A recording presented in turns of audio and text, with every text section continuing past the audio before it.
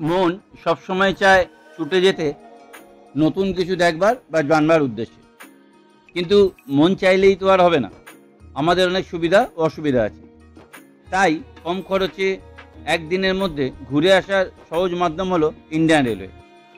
আমি আজকে আপনাদের সেই রকম এক জায়গায় নিয়ে চললাম। সেটা হলো হুগলির বনমালীপুরের ব্রহ্মদত্ত ধাম। আশা করি আপনাদের ভালো লাগবে।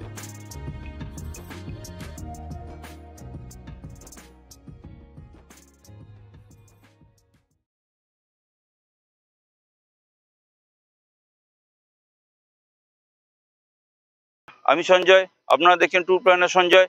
আরও একটা ছুটির দিন, আর আমি বেরিয়ে পড়েছি আরও একটা একদিনের ভ্রমণে।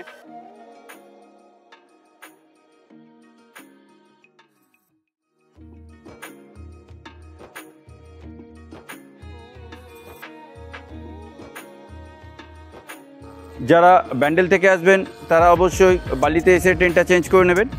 আমি বালি স্টেশনে দাঁড়িয়ে আছি। আমি এখান থেকে ধরবো হাওড়া বর্ধমান কডের ট্রেন। এখান থেকে গিয়ে আমরা বারুইপাড়ায় নামবো, এবং আমি এর সঙ্গে সঙ্গে বালিতে ট্রেনের টাইমটাও আপনাদের স্ক্রিনে দিয়ে দেবো।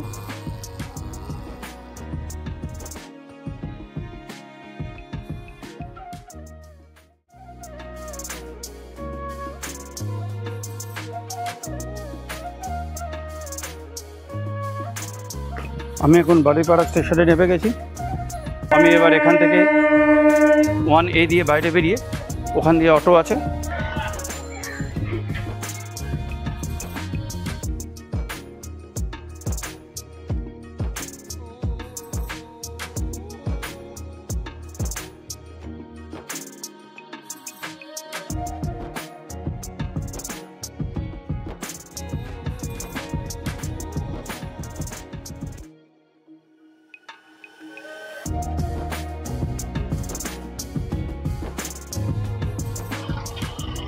আমি অটো করে এই রাস্তা ধরে সোজা এসে অটো আমাকে এইখানে নামিয়ে দিয়েছে। আমাকে অটোতে বারুইপাড়া থেকে এখানে আসতে 15 টাকা করে নিয়েছে। চলুন সামনে যাওয়া যাক।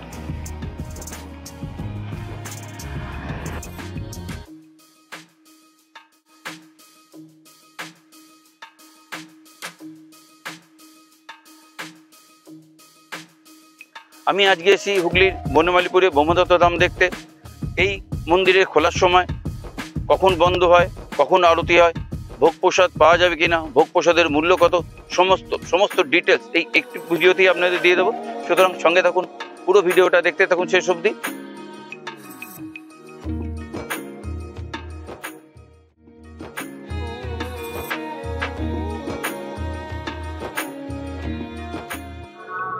আমি যে জায়গাটা দাঁড়িয়েছি তার পেছনে যে ফাঁকা জায়গাটা দেখছেন, এই যে ফাঁকা জায়গাটা, এই যে ফাঁকা জায়গাটা, এই ফাঁকা জায়গাটায় আপনারা 4 চাকা নিয়ে এলে পার্কিং করতে পারবেন।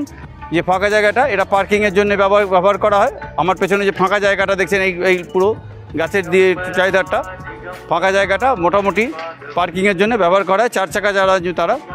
আর একটা কথা বলি, যে মন্দিরের সামনে লেখাই আছে ঢালাই রাস্তার ওপর কিন্তু কোনো রকম গাড়ি তুলবেন না। এখানে লেখাই আছে, দেখতে পাচ্ছেন মন্দিরের সামনে, যে ঢালাই রাস্তায় কোনো রকম গাড়ি 4 চাকা বা 3 চাকা কোনো রকম গাড়ি কিন্তু ঢালাই রাস্তার ওপর উঠবে না।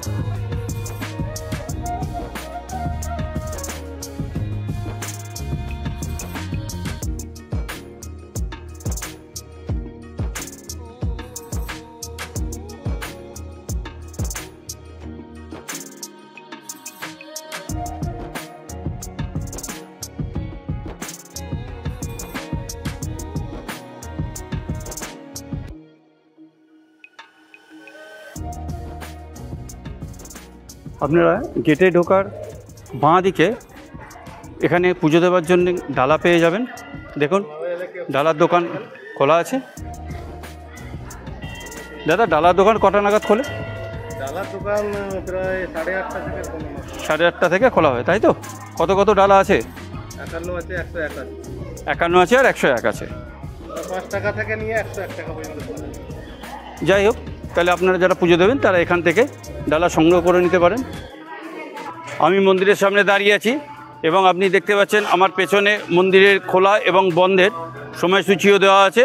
মন্দির সকাল 7টায় খোলা হয় এবং দুপুর 1টাতে বন্ধ হয়ে যায়, আবার 3টের সময় খোলা হয়, আবার 9টা 8টার সময় বন্ধ হয়ে যায়। কিন্তু যদি আপনারা বৃহস্পতিবারে আসেন, বৃহস্পতিবারের সময়সূচি কিন্তু টোটালটাই আলাদা। চলুন আমি পরে আরও জানাচ্ছি। মূল মন্দিরের প্রবেশদ্বারের ডান দিকে একটা ছোট মন্দির আছে ও বাম দিকে একটা ছোট মন্দির আছে। ডান দিকের মন্দিরটা হলো কপিল মুনির মন্দির, আর বাম দিকের মন্দিরটা ভগবান গণেশের মন্দির।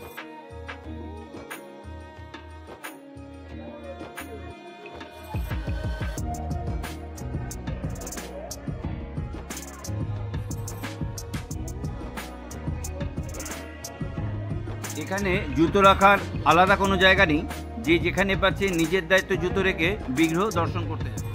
মন্দিরে প্রবেশ করেই আপনার ডান দিকে এবং বাঁ দিকে দুটো বাতিস্তম্ভ পাবেন। দেখুন, যেটা অনেকটা দক্ষিণ ভারত স্টাইলে তৈরি করা।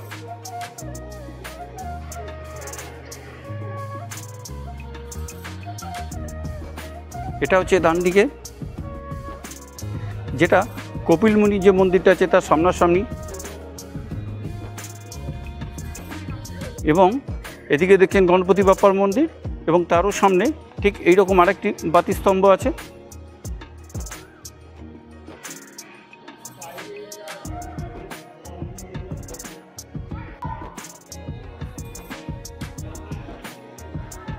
এটাই হচ্ছে মূল মন্দিরের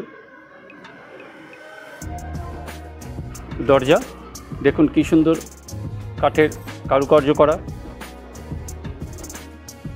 চলুন আমরা এবার এই দরজা দিয়ে ভেতরে প্রবেশ করি।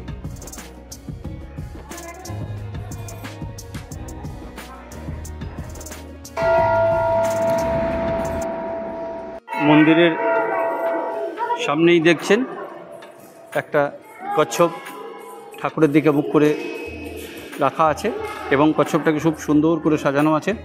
দেখুন আমি দেখানোর চেষ্টা করছি।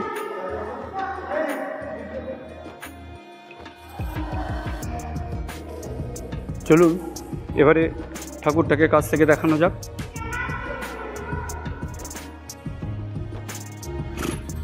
কত বড় মন্দির দেখুন।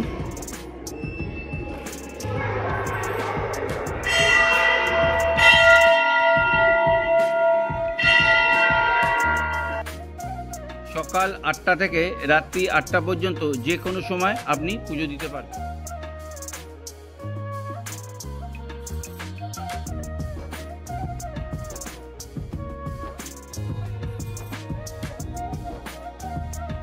পালকিটা দেখছেন, এই পালকিটা করি বৃহস্পতিবারে পালকি করে ঠাকুরকে ঘোরানো হয় সন্ধেবেলা এবং সকালবেলা। আমি এবার আপনাদের বৃহস্পতিবারের পুজোর নির্ঘণ্টটা বলে দিই। বৃহস্পতিবার সকাল 7টায় মন্দির খোলা হয় এবং 9টায় একবার আরতি হয়, তারপর দুপুর 1:30টায় আরতি হয়, 2টো থেকে ভোগ প্রসাদ বিতরণ শুরু করা হয়, এবং সন্ধ্যে 7টায় একবার আরতি হয়, এবং 10টার সময় একবার আরতি হয়, এবং সন্ধ্যে 7টার পর যে পালকিটা আমি দেখালাম সেই পালকিটা নিয়ে কিন্তু 5বার পরিক্রমা হয় নাম কীর্তন সহযোগে। ব্রহ্মদত্ত ধাম আরও 4টে আছে। প্রথম ধাম হচ্ছে শিবদত্ত ধাম, যেটা মধ্যপ্রদেশে। দ্বিতীয় ধাম হচ্ছে অনুসূয়া দত্ত ধাম, যেটা কন্যাকুমারীতে অবস্থিত। তৃতীয় ধাম হচ্ছে ব্রহ্মদত্ত ধাম, যেটা হুগলির বনমালীপুরে। এবং চতুর্থ ধাম হচ্ছে অতিদত্ত ধাম, যেটা উত্তরাখণ্ডে।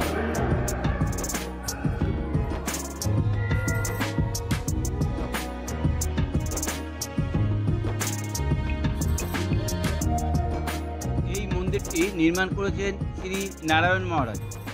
নারায়ণ মহারাজ হলেন নারায়ণপুর পুনের একজন সদ্গুরু।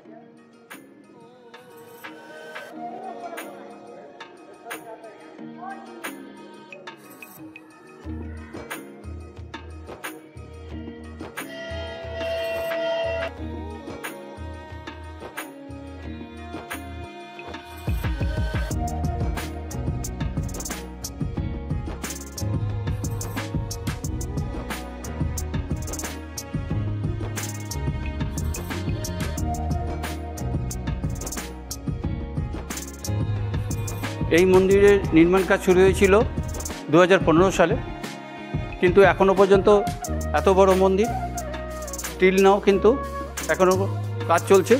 আশা করা যায় বিগত আর কয়েক বছরের মধ্যে টোটাল কাজটাই কমপ্লিট হবে।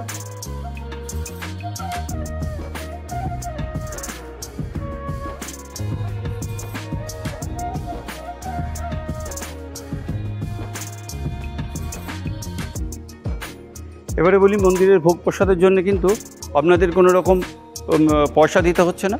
এখানে এলে প্রত্যেক বৃহস্পতিবার বিনামূল্যেই ভোগ প্রসাদ বিতরণ করা হয়। শুধুমাত্র বৃহস্পতিবারই ভোগ প্রসাদ বিতরণ করা হয়, অন্য কোনো দিন কিন্তু ভোগ প্রসাদ দেওয়া হয় না। সুতরাং আপনারা এলে একবার বৃহস্পতিবারটা আসা।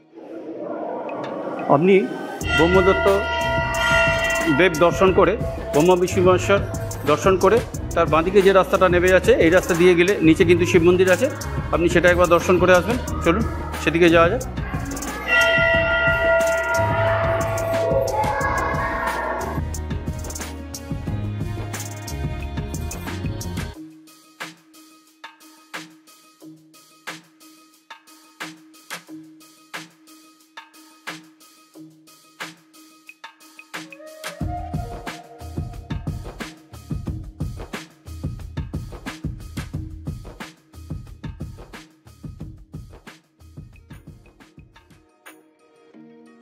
এবার বলি, আপনারা বনমালীপুরে আসবেন কিভাবে।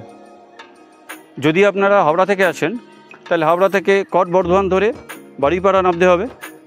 আর যারা ব্যান্ডেলের দিক থেকে আসবেন তারা ব্যান্ডেলের দিক থেকে বালিতে আসবেন, বালি থেকে আবার ট্রেন চেঞ্জ করে কট বর্ধমান ধরে বাড়িপাড়া নামবেন।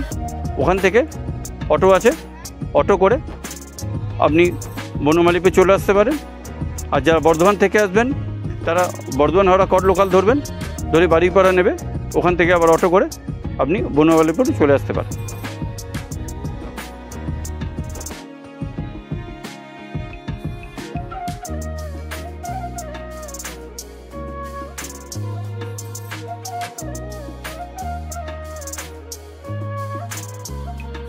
দেখুন পুরো মন্দিরটা কত বড় এরিয়া নিয়ে বিস্তৃত। পুরো মন্দিরটা 15 বিঘে জায়গা নিয়ে মন্দিরটা তৈরি করা হয়েছে এবং হুগলি জেলার মধ্যে এটা বৃহত্তম মন্দির। দেখুন আমি পুরোটা দেখানোর চেষ্টা করছি।